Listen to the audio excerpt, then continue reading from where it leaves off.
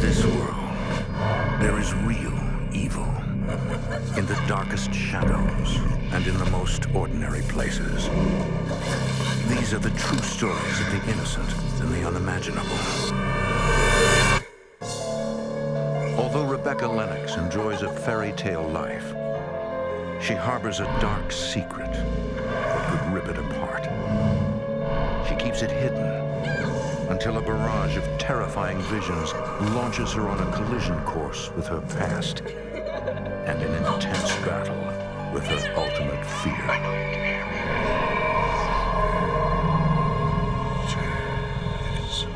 Between the world we see and the things we fear, there are doors. When they are opened, nightmares become reality.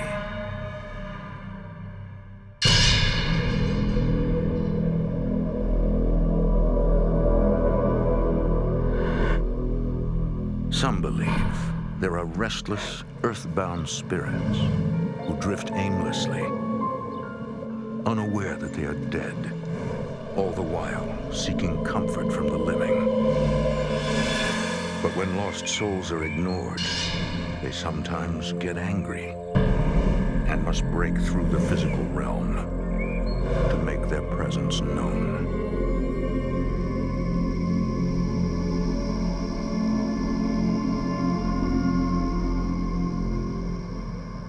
Some of the participants of this program appear in shadow to protect their privacy. She was an angel. Good night, Becky. I'll see you next week. In the fall of 1974, 7-year-old Rebecca Mallory lives in the New Jersey suburbs.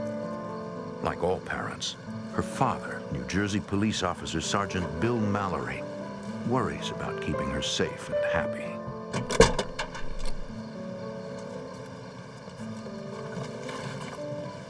Mr. Mallory! Can't forget this little guy. Hi, Papa. How was your day? We played checkers and I won. Oh, good for you. As an only child, Rebecca is close with her family, including her Pop-Pop. My great-grandfather, who I knew as Pop-Pop, was very friendly, and I really liked having him around.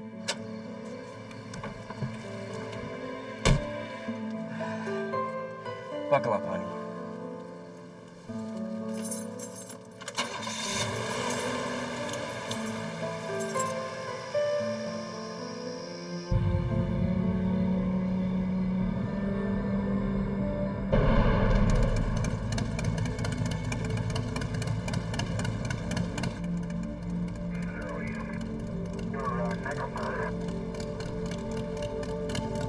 Rebecca, tell your father to wait.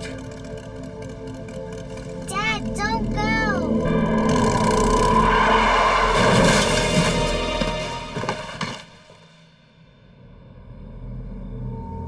We saw the motorcycle was laid out on the ground.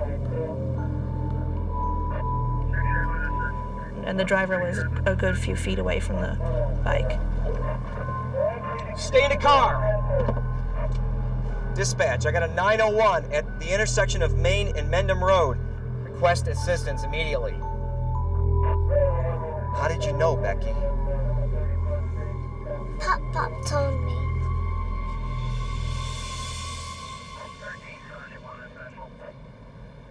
Honey, Pop has been dead for 5 years.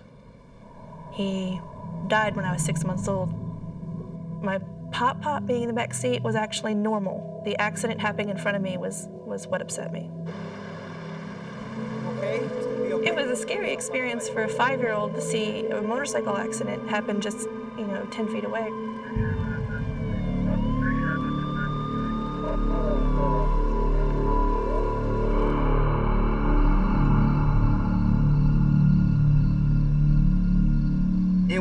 It was bizarre. Keep your voice down. The strange incident troubles Rebecca's father. Jerry, the kid sees things. My mother insisted to my father, her exact words were pretty much, "I'm telling you the kid sees it. I'm telling you the kid sees things." Maybe she has a gift. Papa did. I mean, he knew when he was gonna die. And the week before he died, Pop made arrangements for it, announcing that he wouldn't be around after the weekend. I don't buy it. He died on a Saturday afternoon, just like he said he would. Don't start that. You know I don't believe in that stuff. It made me feel like a little liar.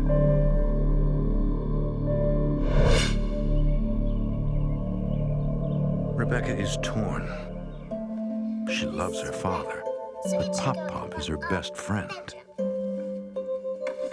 I think that's a splendid idea.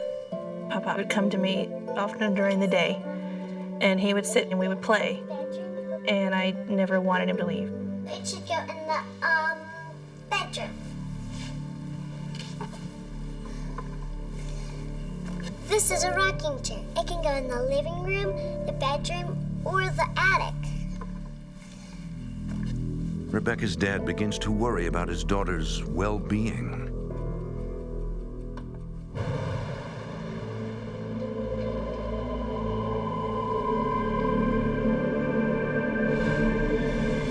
Over the next year, Rebecca grows into a well-adjusted young girl, but continues to see spirits that others cannot see.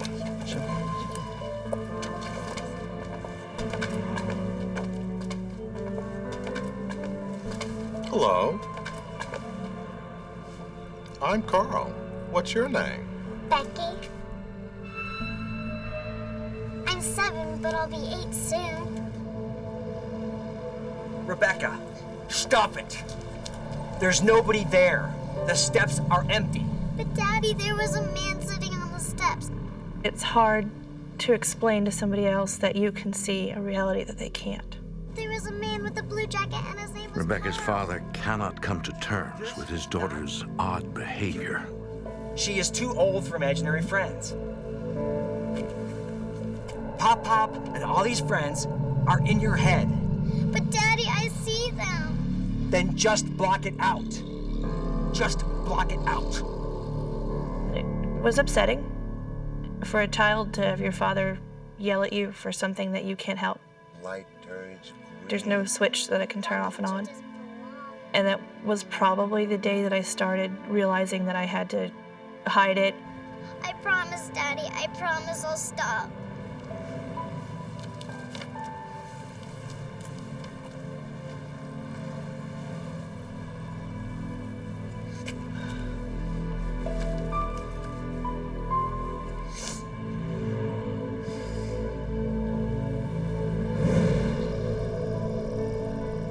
My teenage years and early 20s, I just kept it completely to myself. If I saw something that nobody else saw, I would just look away and carry on as if I didn't see it.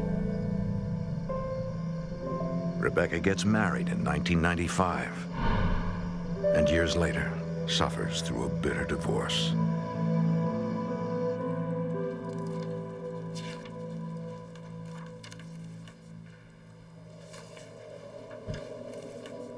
Go away, I'm working.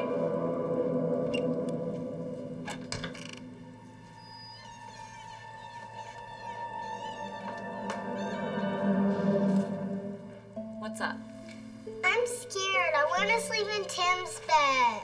Oh, and what does Tim want? I want to sleep with you. Okay, get in. In 2002, Rebecca moves to southeastern Virginia with her 2 children, 7-year-old Tim and 5-year-old Hannah. All right. You guys settle down, okay? Or you're going back to your own bed. It was easy for me to ignore everything while I was a single mom following my divorce because I was working 50 hours a week and raising 2 babies. At this point in her life, she's become an expert at blocking out any unwanted visitors.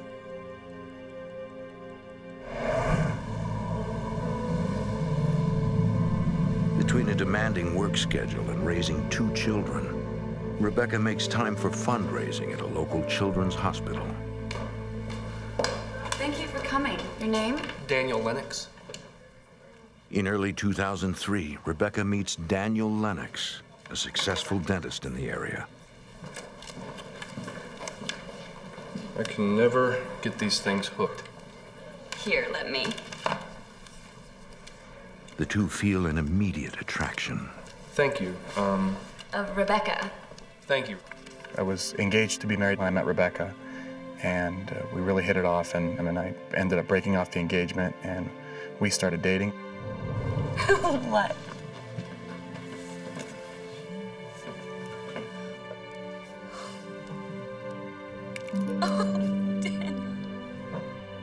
I love you, Becky. I love Hannah and Tim.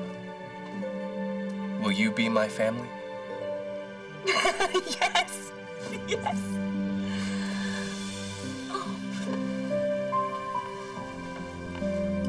Oh, Dan. It's beautiful. Oh, I love you so much. They marry right away, eager to start their lives together.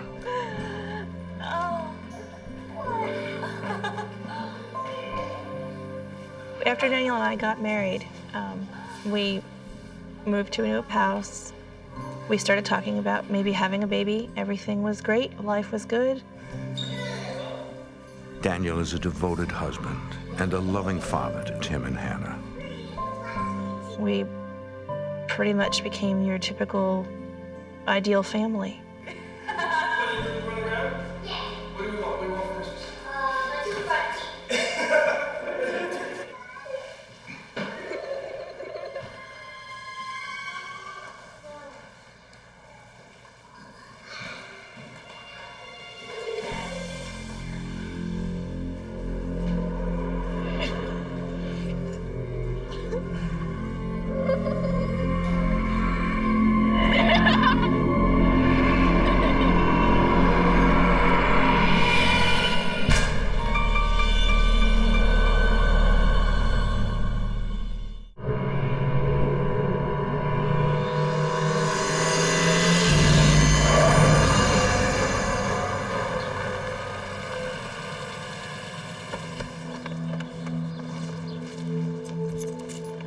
Weeks later,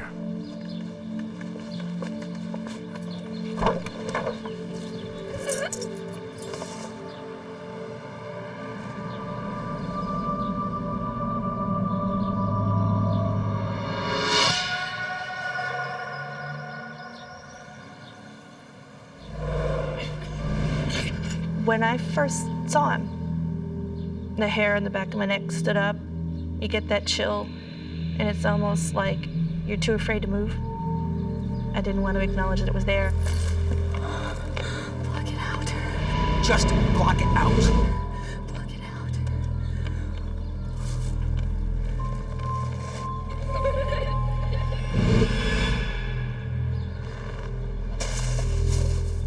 I couldn't choose not to see him.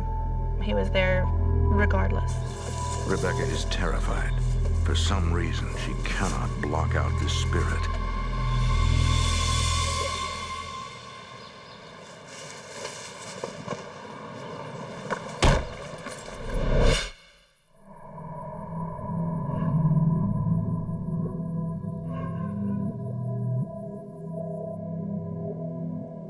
Rebecca worries that the recent sighting will open up a chapter in her life that she closed long ago.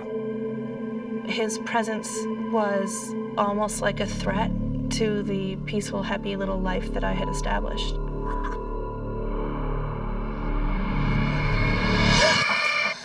Hey, Mom, can I watch TV? You know what? Dinner is almost ready, so go wash your hands, okay?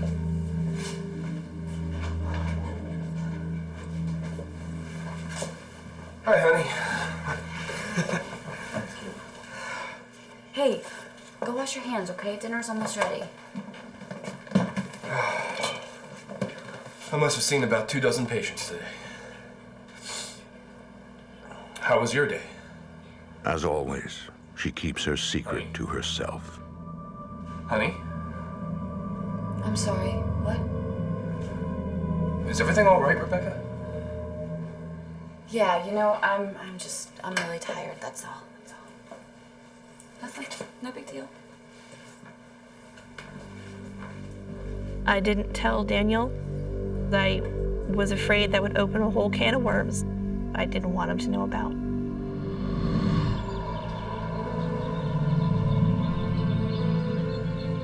As the days go by, Rebecca hides her fears and tries to keep things as routine as possible for her family.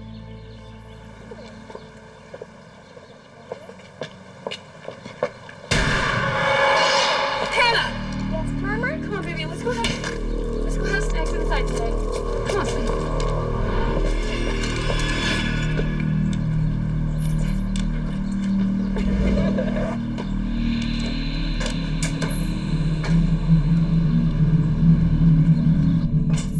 Just have a seat at the kitchen table, okay?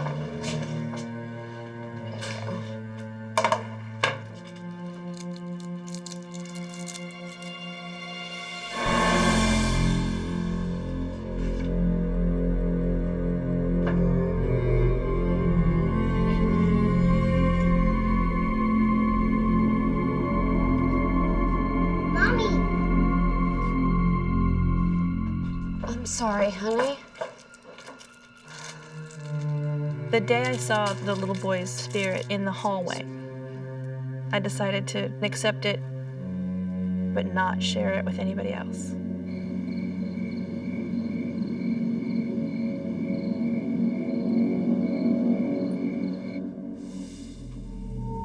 Daniel senses that something is bothering Rebecca. I knew that if I pushed too hard, that she might just close up and not tell me anything. So I figured, she'll tell me in her own time.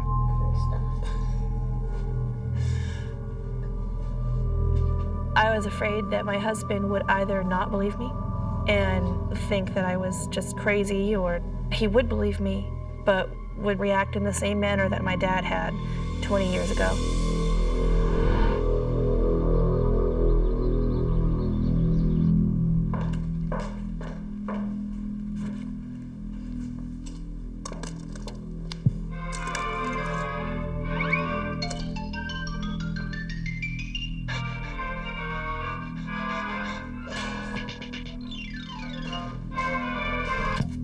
Over the next few weeks, the young boy appears almost daily.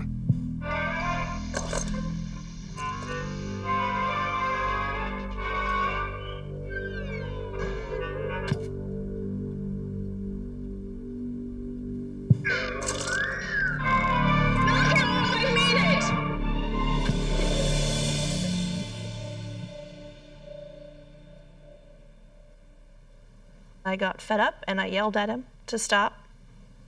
And then I felt terribly guilty for yelling at a child.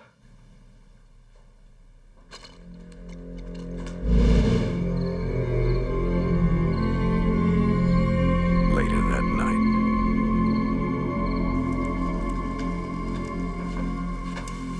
You going to bed? Yeah, I have an early morning tomorrow. Don't stay up too late, okay? I'm right behind you. Promise. Love you. Love you too.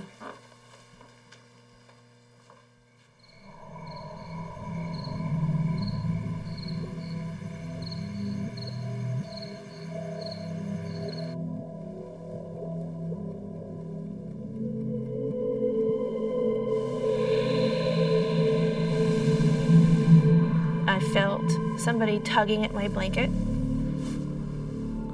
Tim?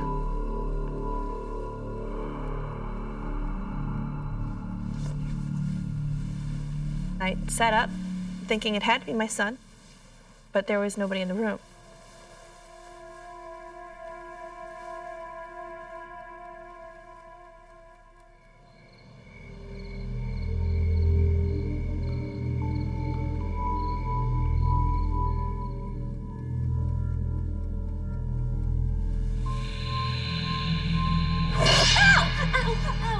Rebecca feels a strange pressure on her lower leg.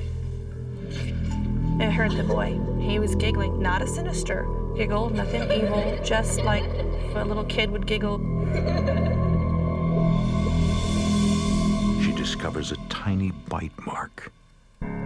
The bite mark looked like a small mouth, and you could even see where the top 4 teeth were all misaligned and crooked.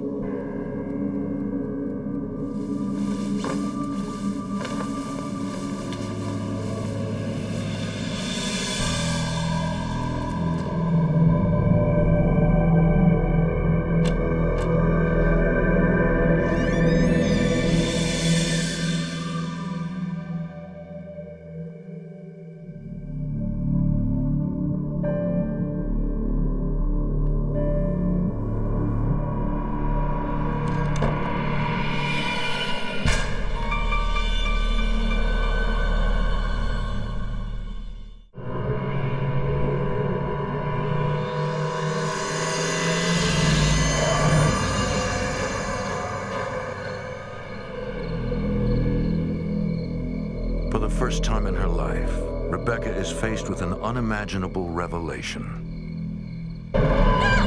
Being actually physically bitten took it to a whole new level. My entire life, no matter what I saw or what I heard, no being had ever actually touched me. To know that they can touch you was terrifying. Couldn't sleep without me, huh? I was afraid of what my husband would think if I told him. Rebecca? What does this look like to you?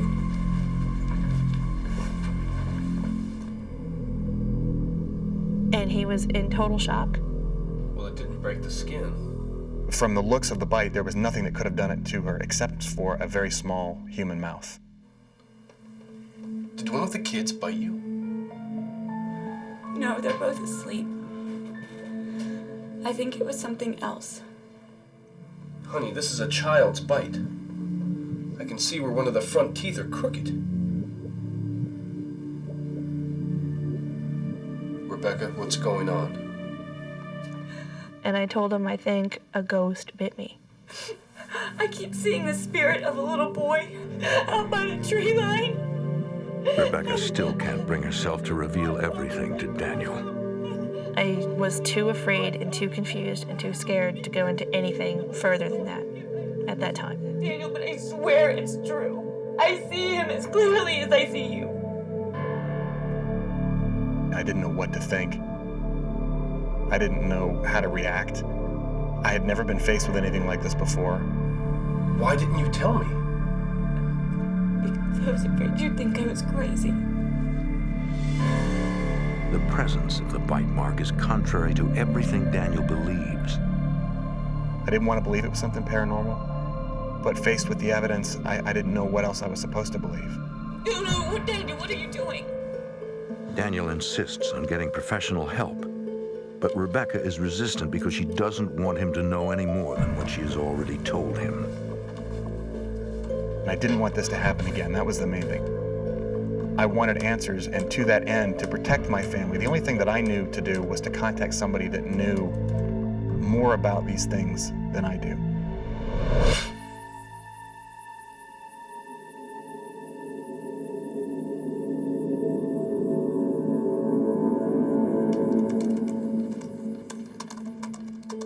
Daniel searches the internet for hours, studying hauntings and looking for paranormal investigators in southeastern Virginia. He finds a group with solid credentials, the Center for Paranormal Research and Investigation, a non-profit organization based near Richmond. Daniel contacts the group and sends them the digital pictures.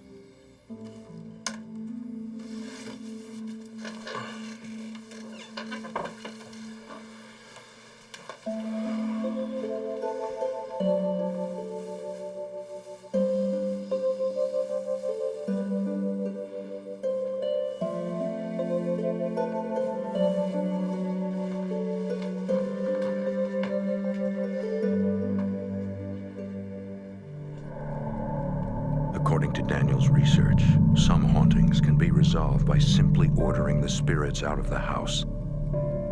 He is willing to try anything.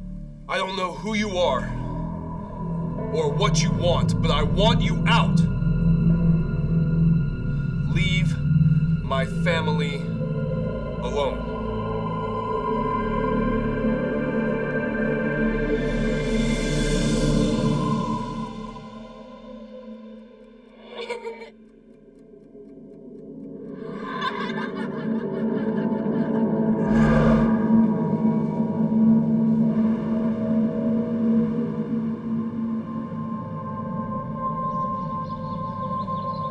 A week later, an investigator from the Center for Paranormal Research and Investigation comes to the house. Here are the photos I took of the bite mark. Can I see the actual bite mark? It's not there anymore. I see. Mrs. Lennox, is this the first time you've experienced paranormal phenomenon? Yes, but it was no big deal. Rebecca, he bit you. Daniel is surprised when Rebecca downplays the incident. He wasn't trying to hurt me. I didn't want anybody else in it. The sooner I could forget about it, the better. Entities like this are usually harmless. They'll go away. The investigator tells them that the spirit will likely go away on its own. Yeah, I'm sure that it will, but we appreciate you coming out. I took her word that we were probably going to be okay. I started to feel a little bit more at ease. We will. Okay. Thanks again. Rebecca is relieved when the investigator leaves. As far as I was concerned, that was the ideal outcome. Just go away. My husband kind of let it go. It seemed to be like a small storm that I had ridden out, and I thought it was over. The house is quiet for 2 weeks. Nothing else happened. We were fine. We started to get back into our routine again, and it was almost kind of forgotten. Once again, Rebecca hopes to put the past behind her.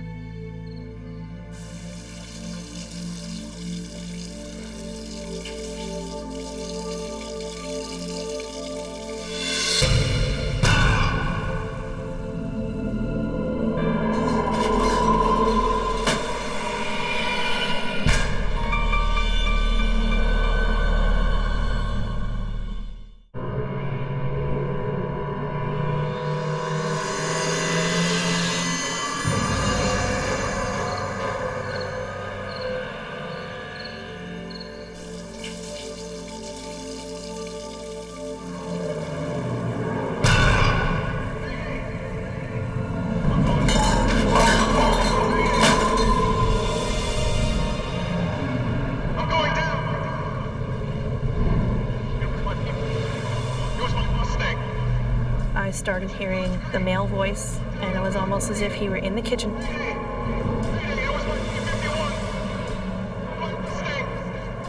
And this male voice seemed to grow closer to me, almost right behind my head.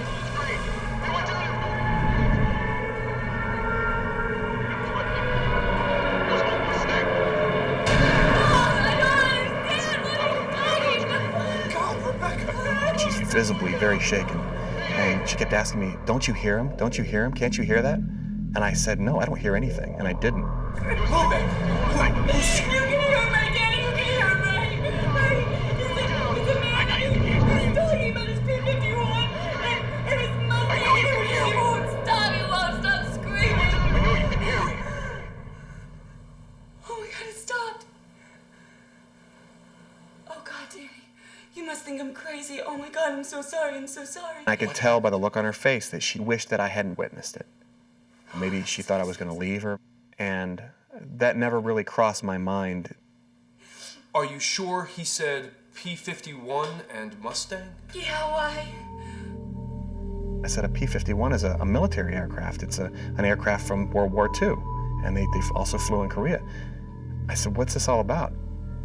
Daniel is confused. Rebecca knows nothing about World War II planes.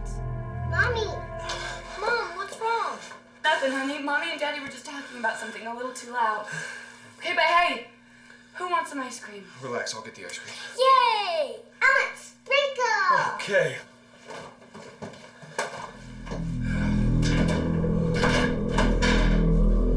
Vanilla, chocolate.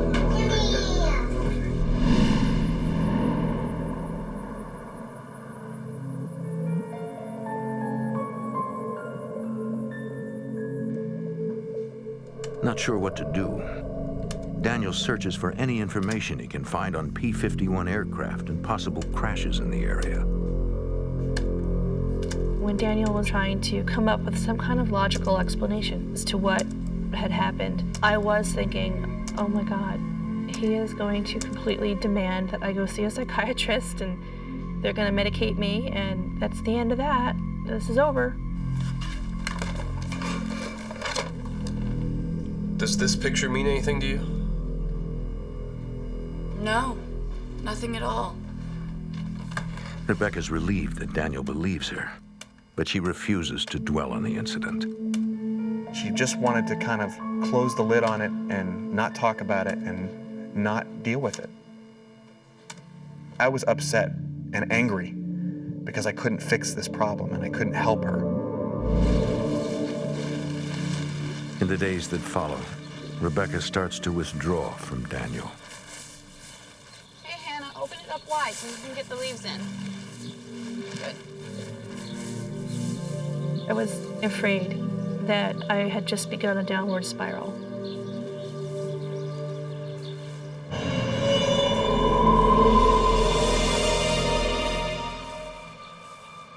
I could tell that she had obviously seen something.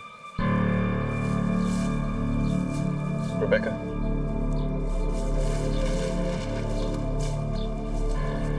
Did you see something? No. Are you sure? Daniel, I didn't see anything. I'm fine. I think we should call the investigators again. No. No. No. Look, we did it. Good job, guys. Come on, let's bag it up.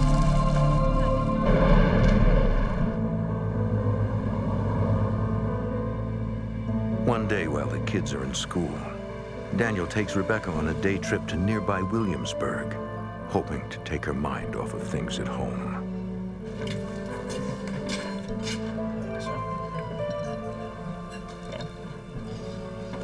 So have you guys decided, or do you need a few more minutes? Honey? Oh, I'll just have what you're having.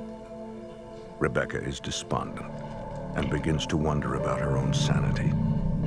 There are times, many times, where I have to sit back and ask myself if I belong in a padded cell on Thorazine, or if it's all really real. Once you start doubting your own sanity, everybody around you will.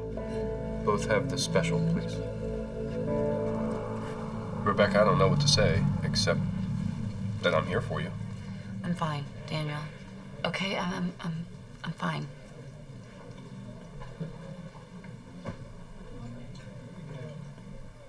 People can only take so much.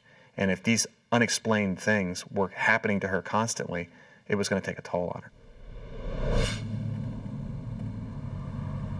Later, on the way home,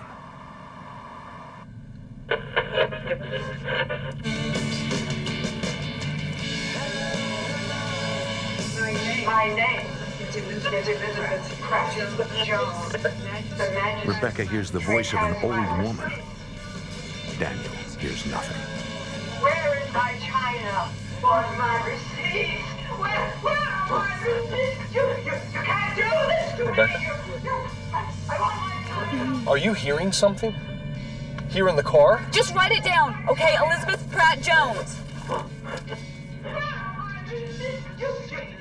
Oh, write this down too. She said her property was taken from her and it was unfair and she was not to tolerate it. That the magistrate didn't listen, sold her slaves at auction, and she didn't see a penny of it. I was completely and utterly stunned. And I thought to myself, she hasn't told me everything. And it was at that point that I realized that she was really the focal point of all this.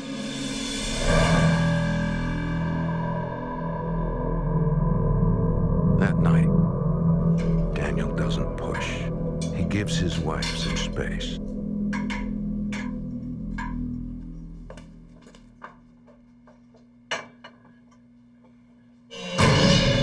My name is Elizabeth Pratt Jones. Rebecca is stunned. The woman she heard in the car is now in her home.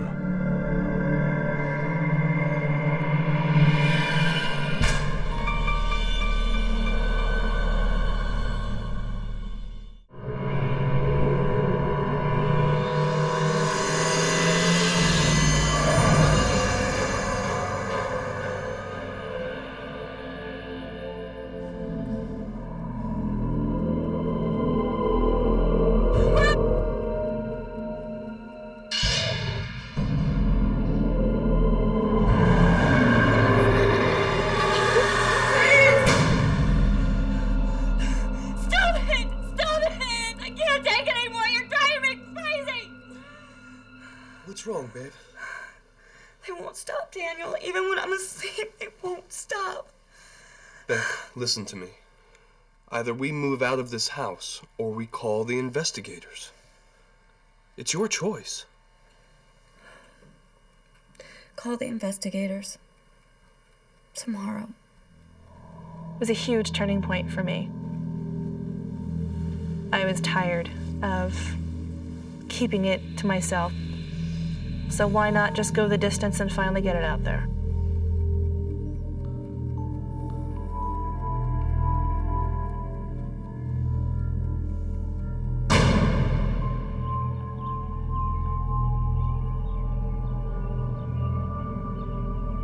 In the morning, Daniel calls back the Center for Paranormal Research and Investigation.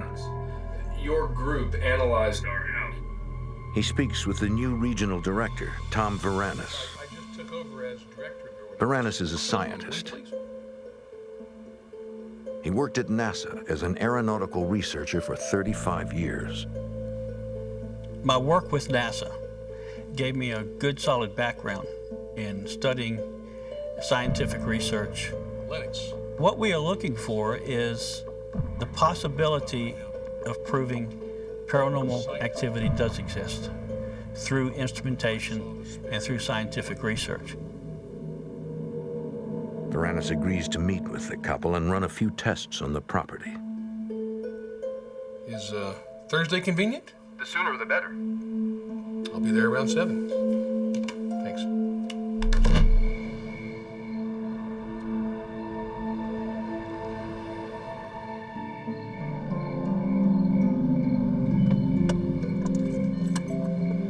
Varanus calls upon Melissa Kepley to help with the investigation.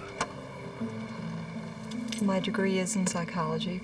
I am brought in to observe during the interview process to see if I see any red flags that may indicate some type of mental instability. Tell me about the little boy, Rebecca. I don't like thinking about him. It makes me feel sad. You know, he was a child. He wanted attention, and I yelled at him to go away. I believe Rebecca and Daniel wanted some type of physical verification that what she was experiencing was in the environment, that it was not in her head. Did he frighten you? No. No, the only thing that really scared me was that I could see him, but nobody else could. The one that I was shocked that Rebecca was revealing as much as she was to the investigators. And I wasn't so much shocked at the things that she had seen and heard. I was more shocked that she was willing to tell all of these things that we had just kept between ourselves for so long.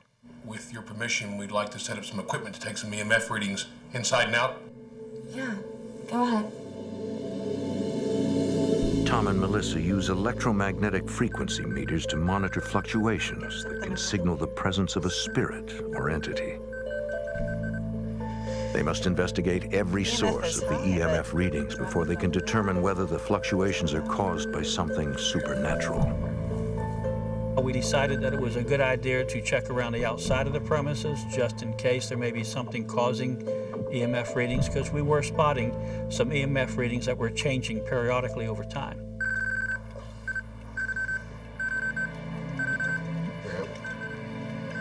They quickly realize that the fluctuations are due to an air conditioning unit. Power cable's buried. Supplies the whole house.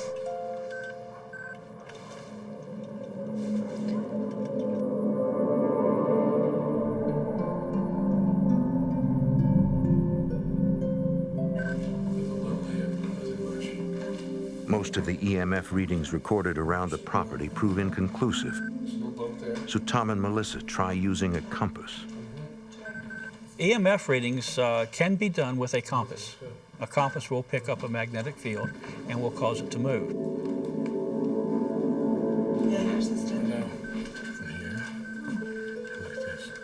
When we put the compass and an EMF meter near Rebecca, we saw the compass spin. An EMF meter lit up. That is something we associate with an entity and not with a human being, especially with these particular meters. And that was a big surprise to us.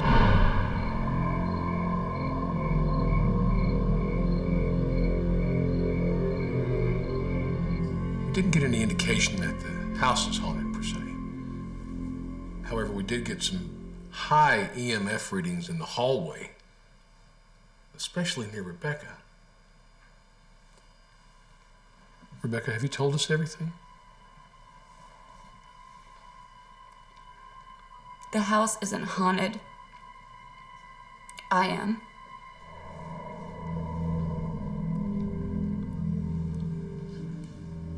I've seen entities, spirits, whatever you want to call them, ever since I was a little girl. I did tell them everything, from my great-grandfather as a young child in my room, to the accident, straight on up to the pilot. Ever since we moved in here, I haven't been able to ignore these things like I used to. And when I couldn't ignore the little boy, and then I couldn't ignore the pilot, and then Elizabeth, I panicked. I was finally able to say, there it all is. There's everything. And now I don't have to hide anymore. It was a huge relief. Do you think I'm crazy? We were convinced that we weren't dealing with someone who was mentally unstable and that we weren't dealing with a hoaxer. We were dealing with someone who legitimately had experienced something. Why haven't you told me any of this before? I'm sorry, Danny. I was just so afraid you'd think I was crazy.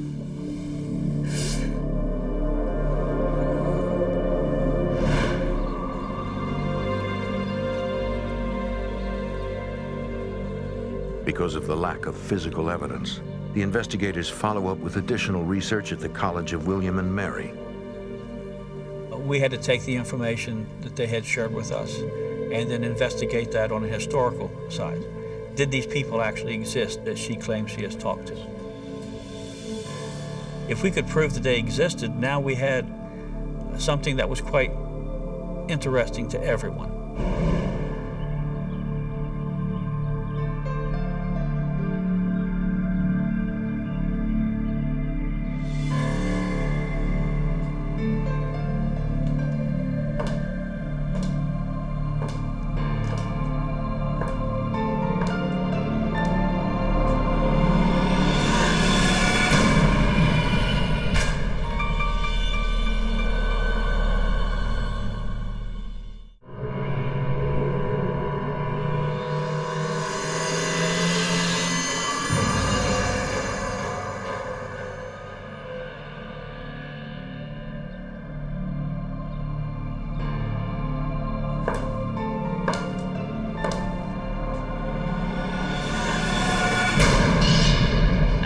Worst feeling I've ever experienced in my life.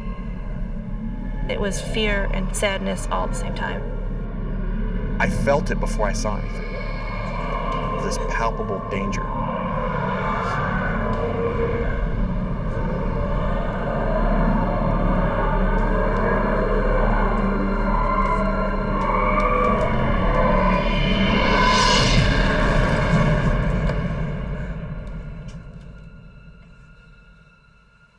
As it passed out the door, the feeling of dread went away.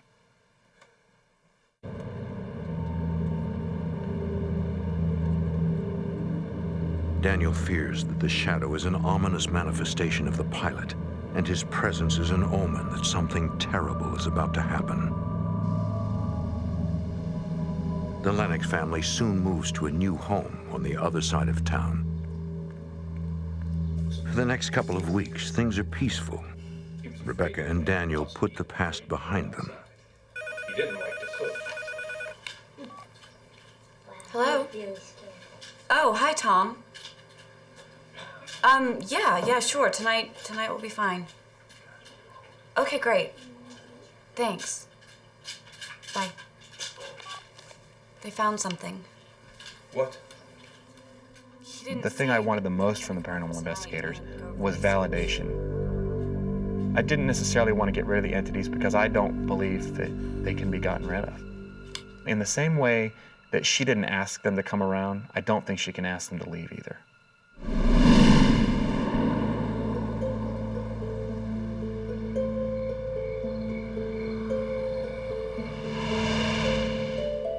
That night, Rebecca and Daniel meet with the CPRI team.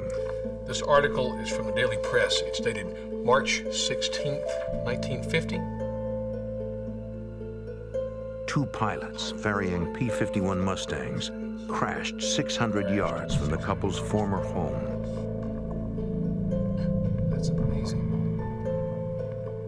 Before revealing the rest of their findings, Baranis has some questions for Rebecca. We wanted to make sure that we weren't being fooled. I think Rebecca was being very honest, but we have to make sure that the information she's giving us, there's some accuracy there. So we comprised a little test for her. Rebecca, look at these names and these photographs. He gives her a list of names without telling her which one is the pilot. This is him, Harold Schultz. Only his friends called him Hank. And the other pilot was William Wellerman. Rebecca easily picks out the names of the two pilots mentioned in the newspaper article. It was a moment of just shocking revelation that, my gosh, she just had a list of 20 names. She picked 2 out, and she even gave more information than what they had given her. Then Tom asks her to identify the pilot, Harold Schultz, from a lineup of photos. Harold Schultz's photo isn't here. You're right. It was pretty exciting to actually see it firsthand and witness this. Was this a laboratory environment, with sensors tied to somebody's brain? No, it was not. But we felt it was a good enough test for what we were trying to do at the time. Without a name, the little boy is untraceable. What about Elizabeth? According to records at William and Mary, Elizabeth Pratt Jones lived on Henry Street during the 1700s. Her husband was a failed businessman, and the state confiscated the family's property to cover their debts. It seems that Rebecca's supernatural gift attracted Elizabeth in Williamsburg, over 30 miles from Rebecca's home. I'm not crazy. I'm not crazy. It's a huge relief, but it's still really hard to overcome that fear of coming out of the closet, so to speak, with this.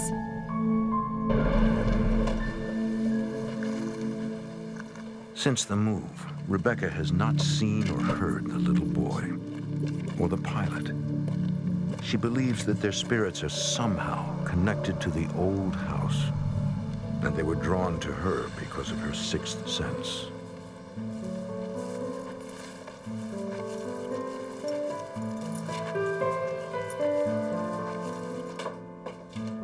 Over time, Rebecca learns to accept her gift. Right now, I feel like I've got a pretty good handle on it. But I also know enough to know that I can't predict what tomorrow might bring as far as this sighting and hearing the entities goes. I could see one tomorrow. I could see one as I'm walking out to my car to take the kids to school. You never know.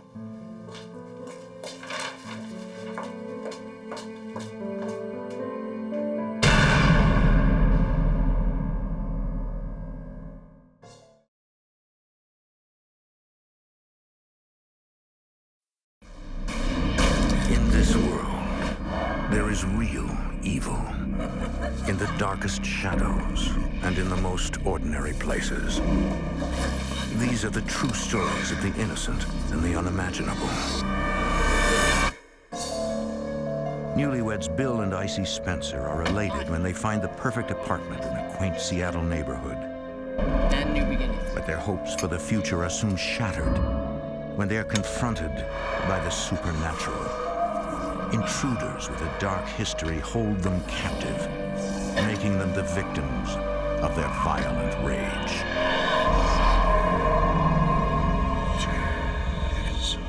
Between the world we see and the things we fear, there are doors.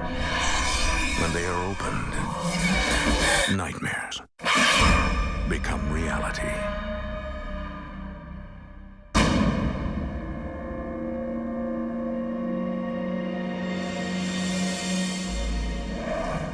The famous Space Needle towers above Seattle, Washington, a symbol of the hopes and dreams of those mariners and mill workers who founded this city more than 150 years ago.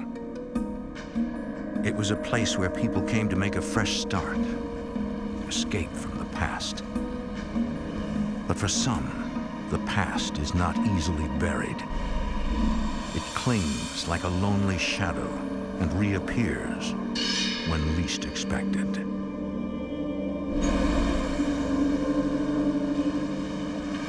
October 2004. I'm never gonna pass this midterm. What's with the negativity? You've got to have a positive attitude, my friend. I have a positive attitude. I'm positive I'm going to fail. Marissa Spencer, known to her friends as Icy, is a graduate student working toward a master's degree in mental health. So, how is married life? You know, we've been so busy. Icy's been married for a couple of months now and eagerly welcomes this new phase in her life. It's been really great. Everything's exciting. Everything seemed to be in that stage that you're trying to get to know all these things about this person. We were having a lot of fun. It was an adventure. Speak of the devil. Hey, honey. Her husband, Bill, is also a student, studying for his bachelor's degree. At night, Bill works as a contractor for a local courier company. I hate to tear you away, but I found this apartment and it looks great, so I set up an appointment first to see it today. Wow, this does look promising. Is it okay if I steal her away from it? Please, maybe when I see you next, you have a new apartment. Let's hope. I'll see you later. Bill is anxious to leave the university district, having grown tired of the rowdy college lifestyle. It's more of a party atmosphere. It's not really the best atmosphere for a young married couple. This almost looks too good to be true. Don't jinx it now. I know.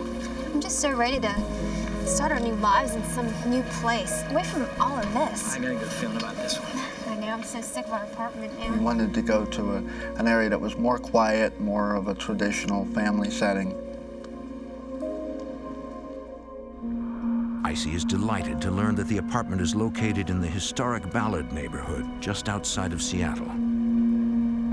What attracted me to that area is it's like a park-like setting. And there are these old buildings that have a lot of coffee shops and little consignment stores. It's a family-oriented place. I felt pretty safe walking down the street at night there. When the Spencers arrive at the apartment complex, they notice a pile of debris right in front of the building.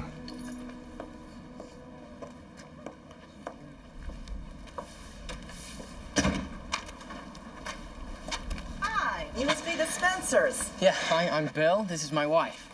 It's Marissa, right? Yes, but everybody calls me Icy. Well, Bill, Icy, I really apologize for the mess out front. It's not normally like this. We're finishing up renovations on the apartment today. What, the apartment for rent? Yeah, the previous tenants The left. building manager told us that the former tenant left it in a bit of a hurry, and it wasn't looking very nice, so they decided to rip everything apart and just basically rebuild it inside. It says in the ad, all new fixtures. Oh, yeah. Whoever gets this gets a brand new one-bedroom apartment. Shall we go have a look? Yeah, come on. Sounds good.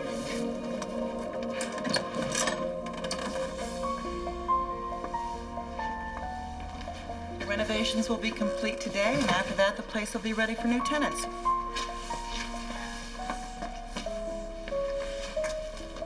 To get a nice, newly remodeled apartment in a great area of town for not a lot of money was truly a stroke of luck, it seemed at the time.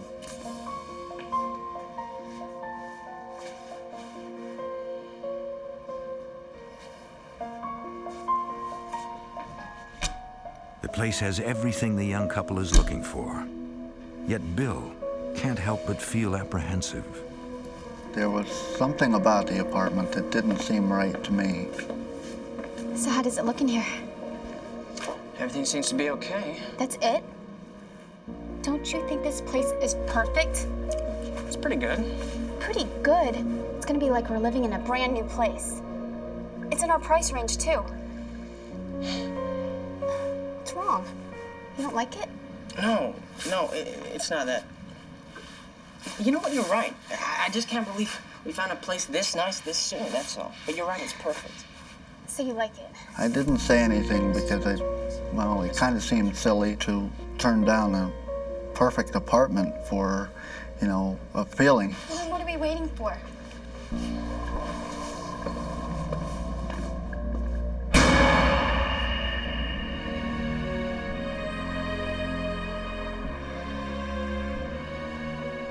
The following week, the Spencers move in.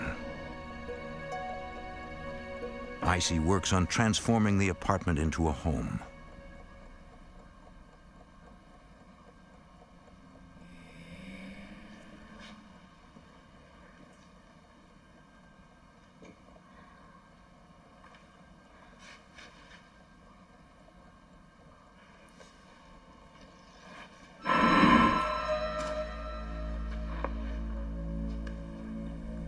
I felt like I wasn't alone.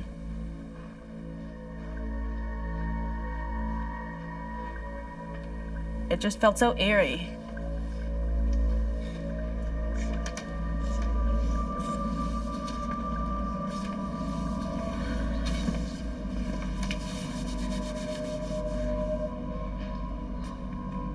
Icy convinces herself that her mind is just playing tricks on her.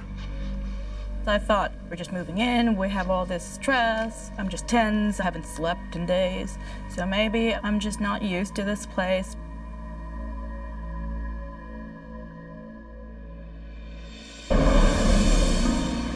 Days pass, and Icy, preoccupied with her new role as a wife, puts the incident out of her mind. I was just so happy to be with him, to be there. I was hoping that we could have a family of our own, do normal family things, and basically just to have a normal life. All set? You know, we gotta get a move on if we're gonna get there on time. Okay, but wait a sec. How do I look? You look great. But you should probably dress warm because it's getting cold outside. Well, it's just a little difficult to get dressed when you won't tell me where we're going. I told you, all right? We got the best table in town, but we're gonna lose it if we don't get a move on. Bill, are you sure we can... I mean, this is really sweet and all, but right now we can't afford to spend money on some fancy restaurant. Don't worry about it, okay? Everything's been taken care of. Besides, I think with the way we've been working, we deserve a celebration. Come on. Our financial situation at that time wasn't really the best. All of a sudden, all these expenses would show up, and we were really struggling for a while. That weekend, Bill tells Icy that they deserve a much-needed break and announces that he's taking her out for the night.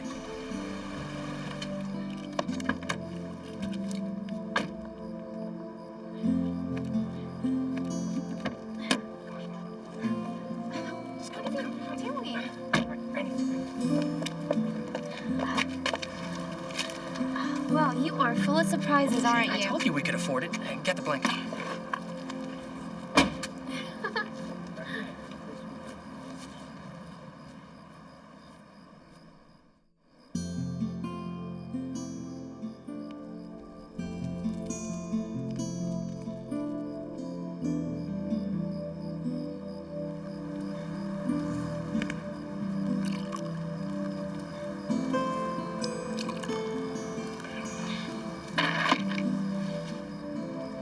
To us.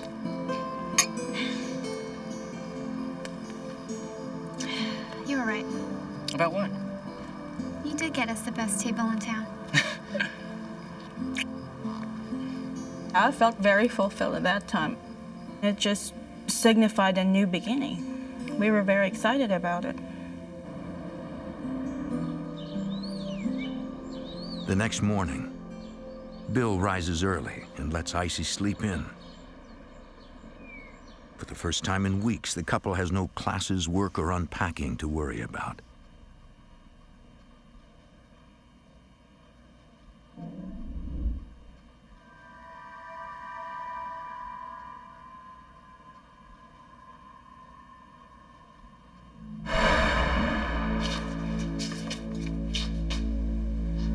Just out of the corner of my eye, some figure was moving.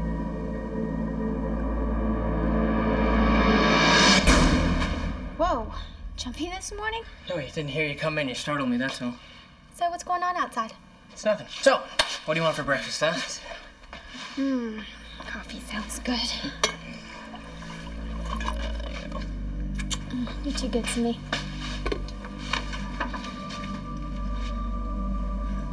I really wasn't that concerned with it. There didn't seem to be anything to it other than just creepiness.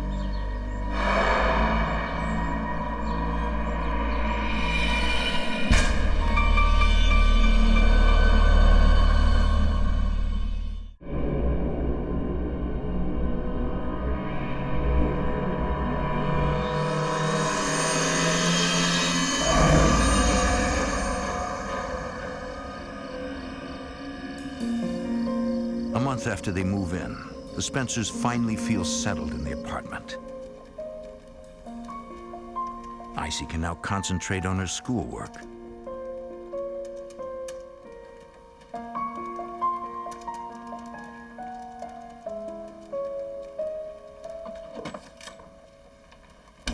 Honey, you're home early. I'll have dinner ready in a second. I just have to fire off this email to my professor.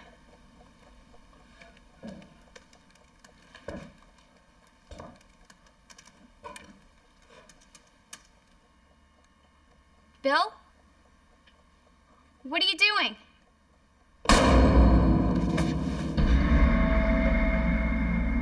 There was somebody in front of the door, in front of me.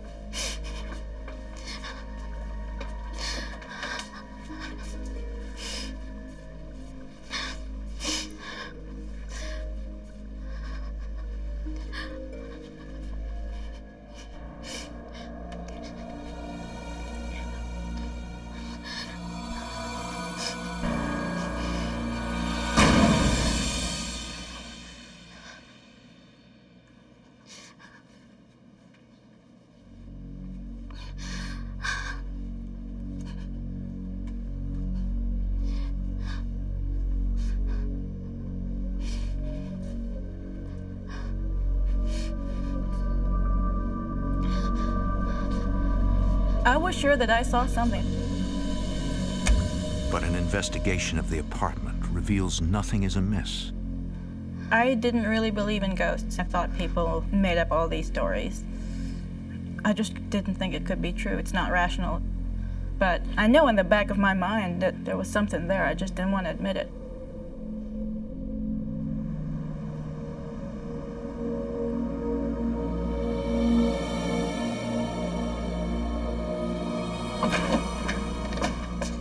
Hey, how's your day? Huh? I said, how's your day? What's the matter?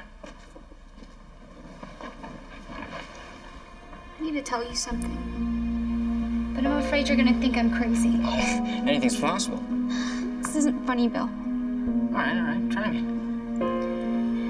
Something's going on in this apartment. I don't know exactly what it is, but I've got the strangest feeling that Well, then what? we're not alone. What are you talking about? I've been seeing things through the corner of my eye, like shadows or something going past the doorways.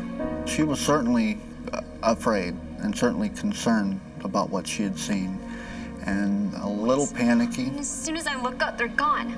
I don't know what you're seeing, but I'm sure everything's fine. Well, I thought initially that it was an overreaction. Thought it might have been just a run-of-the-mill, typical standard story where things go bump in the night. Have you considered the fact that you're at a computer all day? I mean... Well, I kind of downplayed everything, thinking that it's not that big a deal. It's just my imagination? No, what I'm saying is your eyes are tired and they're probably playing tricks on you. I'm sorry. It's silly, I know. No, it's not silly. It's just, I'm here, so don't worry about it, okay? He was so reassuring. He wanted everything to be okay. So I felt like I was over-dramatizing. October turns to November, and Icy is still on edge. She doesn't like to be in the apartment alone. But Icy no longer feels that she can talk with her husband about it. I didn't feel like he was really listening to me. He was just, oh, it'll be okay, it'll be okay. She avoids going home after class, killing time at a local coffee shop until Bill gets off work. I tried to stay out as much as I could because I just could not bear the feelings I was having in that apartment.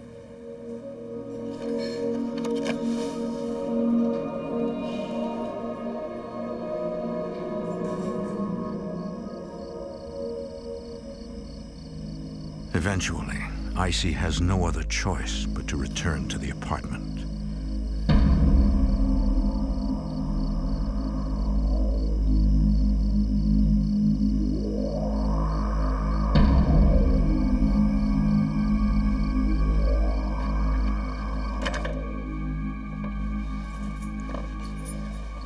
When I opened the door and I stepped foot in the apartment, it felt so tense. I felt like I was the one who was intruding. I just felt like somebody was really watching what I was doing, and it was really scary.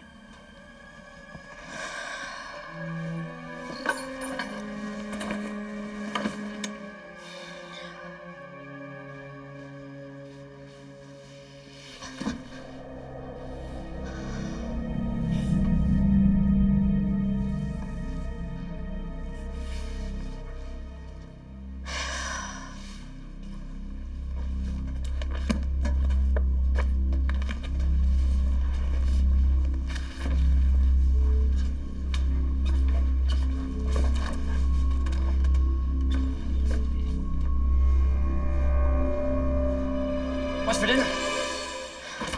Don't sneak up on me like that. Sorry, I thought you heard me. I got a fork. Oh, you're not even gonna say hello? You know, I thought about you at work today. The funniest thing happened when we started laughing so hard that we all started to remember when you... Could you just give me a little room here? What's the matter with you? I've got to finish making dinner. And I've got this huge exam that I still haven't studied for, but I think it's just great that you're having so much fun at work. Her attitudes seemed to change. She went from being, fun and outgoing and cheerful to being more withdrawn, kind of moody. It was quite disturbing. That's a little obnoxious. And I think you're overreacting a bit. That's your answer for everything. I'm overreacting now, just like I'm overreacting about whatever the hell is in our house. For crying out loud, is that what this is about? Yes, that's what this is all about. I thought we were past all this.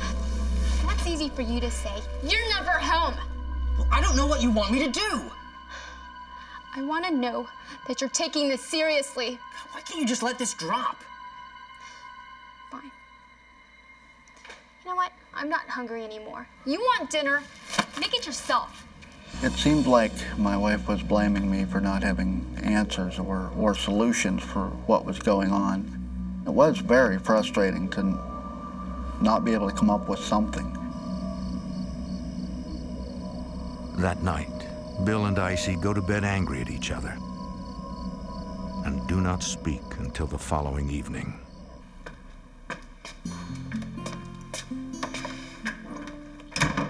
Hey, Mrs. Spencer. I'm sorry.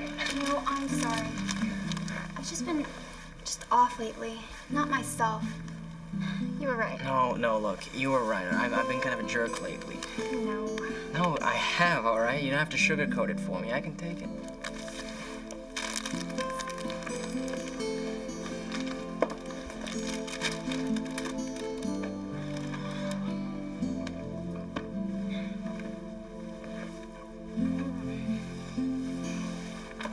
This is much better, isn't it? Much. Was it our first fight? Ah, the first ugly domestic squabble, yeah, I think so. And hey, we survived. I suppose we did.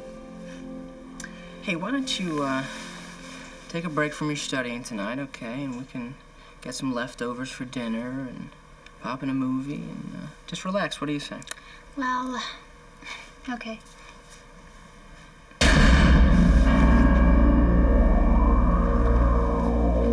Bill, what is it? Stay here, all right? I'll be right back.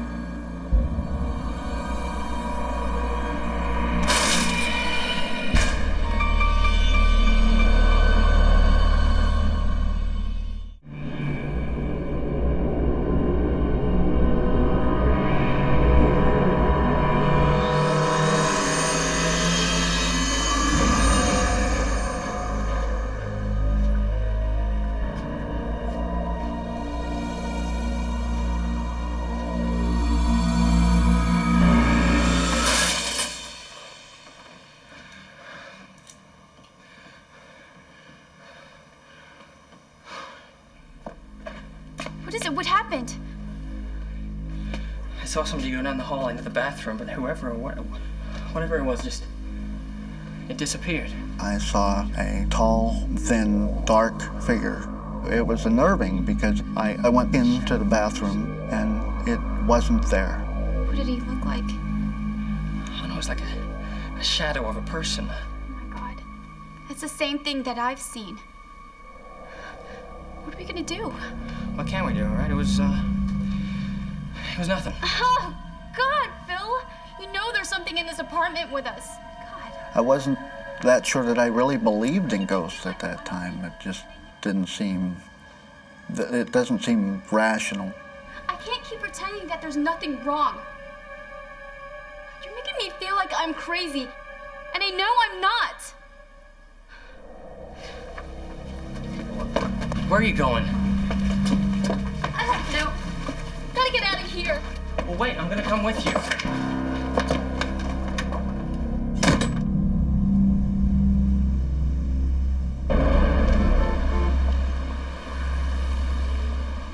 That night, the Spencers find refuge at a local coffee shop. There, Bill finally realizes that Icy's fears are valid and agrees that they must do something. We'll lose if we break the lease, right? There was certainly no denying that, we had both seen figures in the apartment, and we quickly realized we both wanted out of that apartment. Do you think we could somehow get out of our lease? What are we gonna say? We don't like...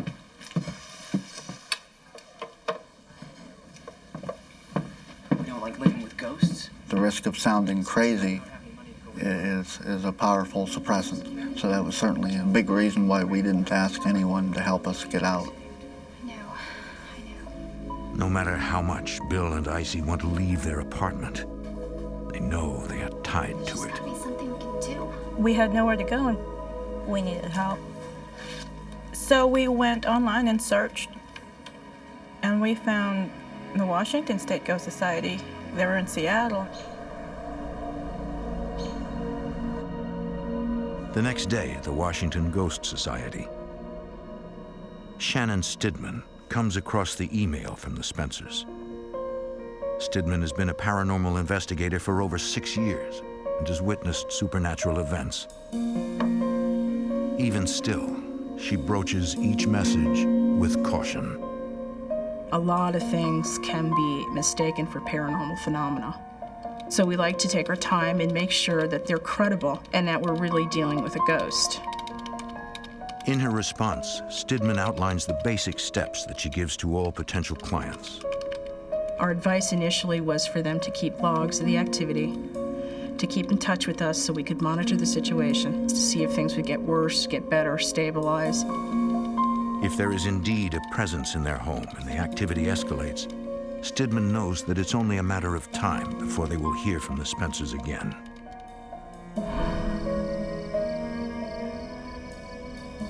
Oddly enough, over the next month, Bill and Icy no longer sense a presence lurking in the shadows. It is a welcome relief for the couple, who feel like newlyweds once again.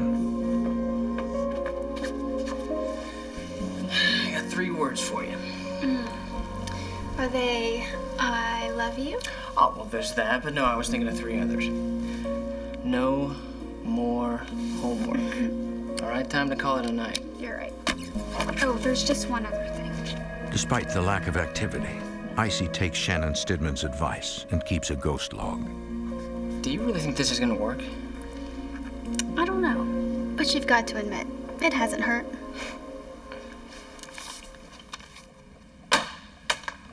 For a time, things seemed to, calm down. There seemed to be a period of peace, and we were both optimistic and hopeful that maybe the worst was over and things would get back to normal.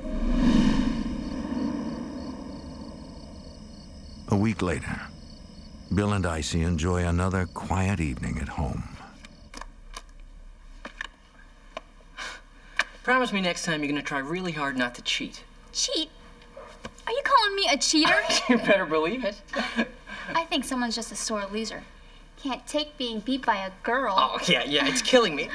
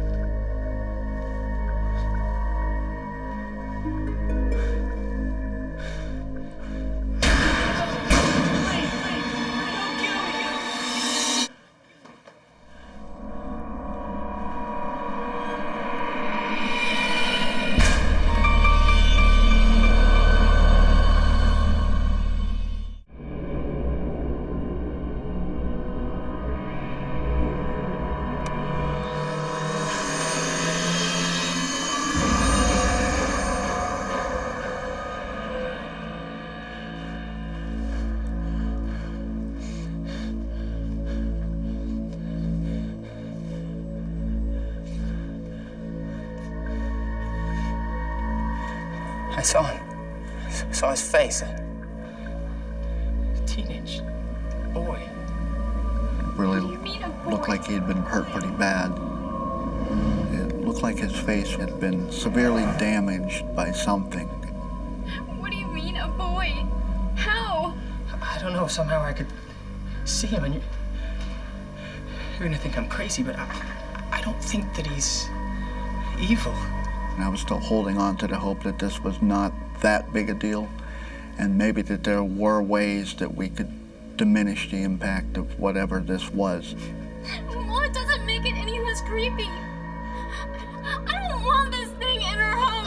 I know, but I just get the feeling he's trying to tell us something.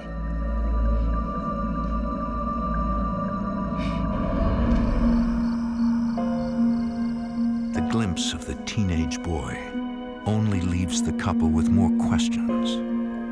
What did happen to him? Was he maybe killed in that apartment? And what about the people who did that to him? Although the presence does not threaten the couple, Icy feels trapped. I had nowhere else to go. And it was pretty horrible to live that way. It just felt really desperate.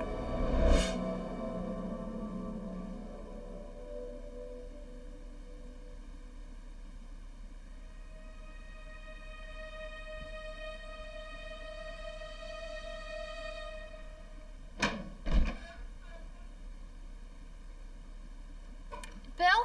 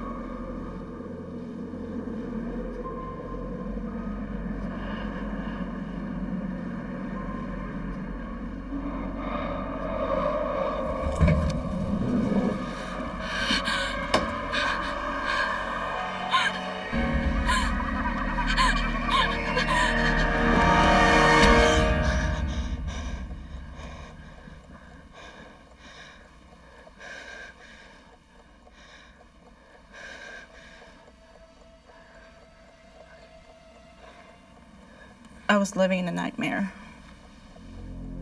Icy begins to feel helpless and desperate, believing there is no way out of this apartment. I'm a strong person, but I felt like I was losing control over everything in my life. I just felt like death was all around me. The whole apartment felt like it was a huge crypt.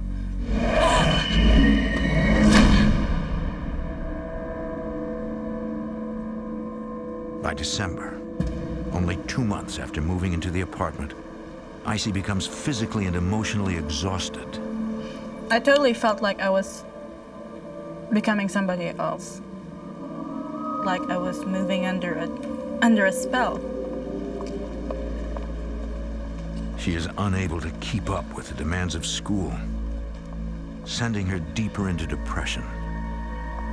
I would be thinking these horrible things. I felt like hurting myself. I was always sad. I felt like it was so unbearable. Hey, Icy. I'm sorry. How did you do on the final? Way to go. At that point, I wasn't really talking much to anybody. I was avoiding people. I didn't want them to think that I was nuts.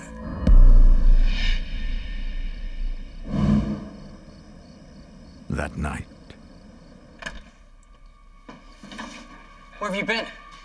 You know, you should have been home hours ago. You could have at least called, told me where you were. I've been worried sick.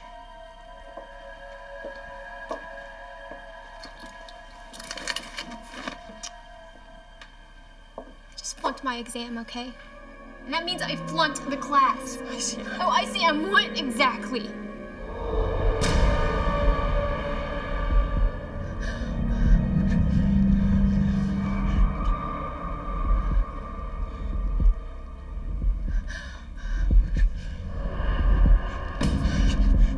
Get out.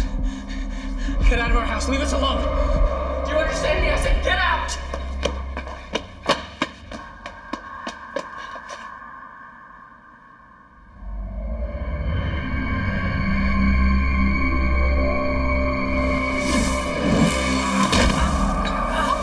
My chest. All of a sudden, it was as if somebody had put out a lit cigarette on my chest.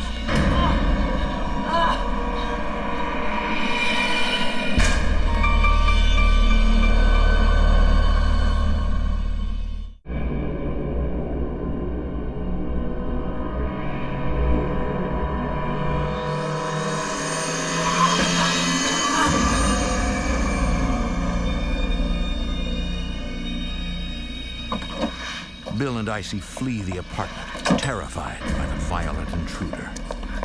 Both of us were only concerned with getting out of that place right then and there. It could strike any time. There was nothing that we could do to defend ourselves against whatever this was.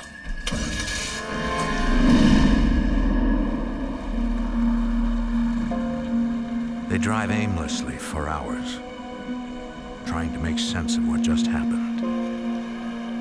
We were definitely at the end of our ropes at that point. Unable to gather their wits, they check into a motel to regroup. They contact the Washington Ghost Society again. But this time, the Spencers hope to convince them that they are truly victims of the paranormal. That day, investigator Shannon Stidman meets with the frightened couple. Well, it certainly seems like a lot has gone on since that first email you sent. And it's apparent that the... What struck me most about Bill and Icy's story was that events were escalating. It was becoming dangerous to live there. So that's when we got involved. I have a few theories about what I think might be going on, based upon what you've told me so far. One of the first things that you mentioned was that the apartment had been renovated. That stuck out to me from the very beginning. Is that important? Stidman believes that any entities trapped in the apartment could have been unleashed during recent renovations. Anytime you tear apart a structure, it disturbs the psychic energy. Renovations in a haunted house either make the hauntings go away entirely or they make them worse. And in this case, it seems to have contributed to the activity. A common theme in hauntings is that something traumatic happened.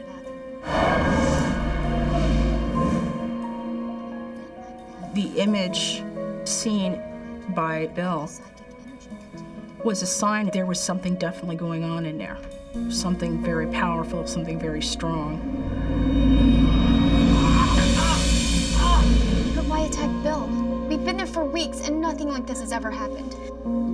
Stidman explains that some entities feed on emotions such as fear and anger. Where have you been? You know, you should have been home hours ago. You could have at least called, told me where you were. I've been worried sick. The negative energy gives them the ability to intensify the activity. Is that what this is about? Yes, that's what this is all about. I thought we were past all this. You never help. Can you just let this drop? If they start to become afraid of it, their energy will feed the entity. It will do something more dramatic. And it's just a matter of time before something harms them physically in some way. So what do we do now? We go back. No. I can't go back there. But we need you there in case the investigators have questions. Icy is scared, but she realizes that this may be the only way to take back some control. It's like I was at their mercy. I just didn't want these things to defeat me. Okay, we'll go back. But I'm not setting a foot in that apartment.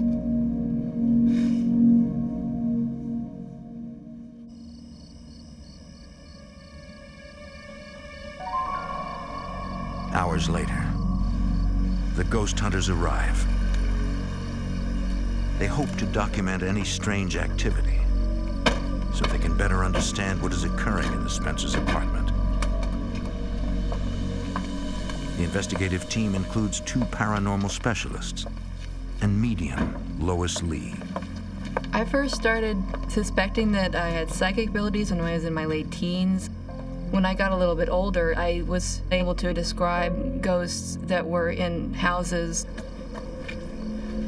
Is that the psychic?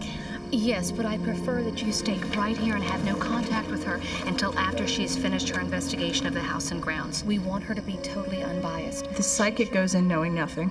We do not want her to be influenced by what we already know.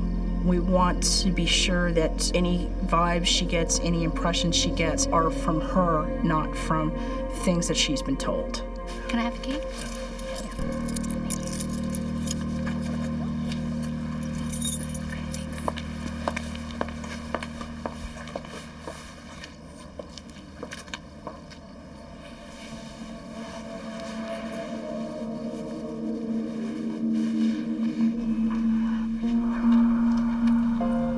Lois aids investigators by providing a shortcut to the past, sometimes even communicating with the spirits. My procedure is to go into a place and start putting my hands on the walls or objects in the room to try and be able to see into the past. The images come to me pretty naturally. If I'm focusing hard enough, they can become so real that it's almost like they are there. I didn't feel anything. I didn't have my usual sensations that there was a spirit there.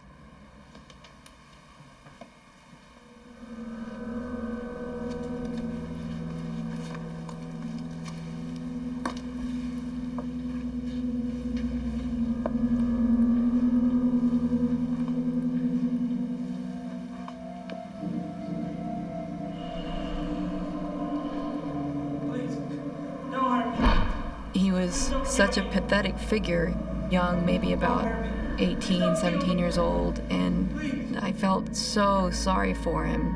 Please don't kill me. Please don't kill me. No, don't worry, I won't hurt you. Then, another feeling, menacing and dark, begins to overwhelm her. I started to feel myself changing. I was kind of getting the sensation of being the body of somebody watching him.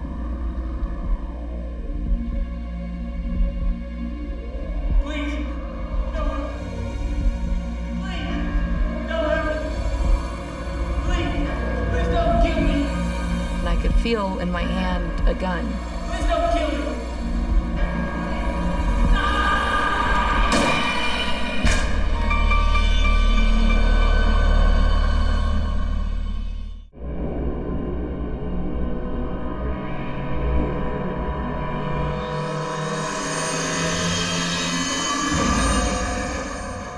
Please, don't hurt me. Please, please don't kill me.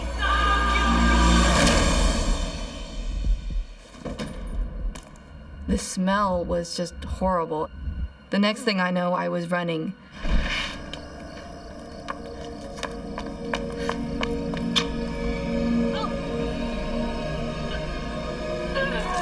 I've never really seen that much physical human gore in a vision before. It's kind of like your first time in a morgue. Oh my God, Lois! Lois, are you okay? I'll be fine. I just need to catch my breath. Of all the investigations we've done, she's seen a lot of things, she's heard a lot of things, she's felt things, but I'd never seen her that badly shaken before. What happened in there? I don't know. I've never experienced anything like this. Never. What did you see? I saw a young boy. That's exactly what I saw. She had the very same impression of that youth that I did. And it was kind of a validation that we were not crazy and that we weren't just, overreacting. You two got out just in the nick of time. We don't know what's going to happen next. You can't go back in there. Stidman believes it unwise for the couple to return to their home. If Bill and Icy had decided to stay in the apartment, it would have just continued to escalate. How bad it would have gotten, I don't know. Lois has a psychic impression of what may have occurred in the apartment. My conclusion on what I saw was that it might have been drug-related. It seemed like there might have been some gang activity involved. It felt like a retribution crime.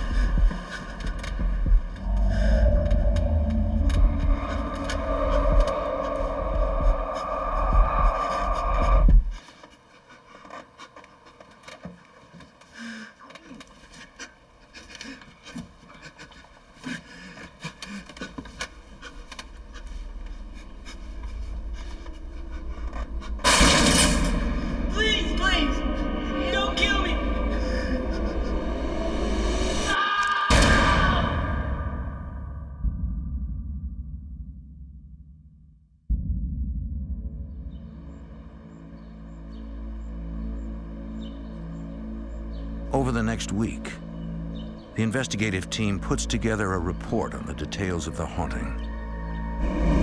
They found no evidence of EVPs and have recorded no unusual visual information. They do turn to history to see if they can get any insight into the haunting. Further research reveals that the neighborhood was once the site of violent gang and drug activity.